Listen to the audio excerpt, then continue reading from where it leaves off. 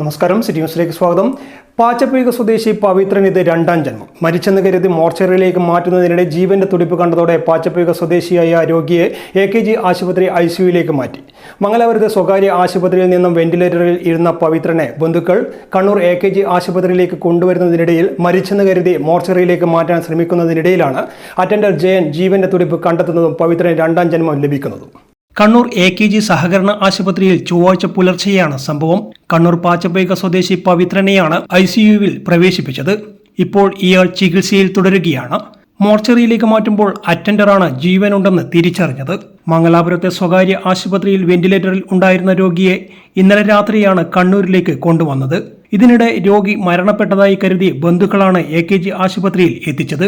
പ്രാദേശിക ജനപ്രതിനിധികൾ സാക്ഷ്യപ്പെടുത്തിയതിനാലാണ് മോർച്ചറി സൗകര്യം ഒരുക്കി നൽകിയതെന്ന് AKG ആശുപത്രി അധികൃതരും വ്യക്തമാക്കി. പവിത്രൻ മരിച്ചെന്ന് ചൊവ്വാഴ്ചത്തെ ദിനപത്രങ്ങളിലും വാർത്ത വന്നിരുന്നു. News desk city news.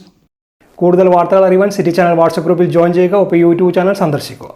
വാർത്തകളുടെ അവസാനിക്കുന്നില്ല. മറ്റൊരു വാർത്തയുമായി വീണ്ടും കാണാം. നമസ്കാരം.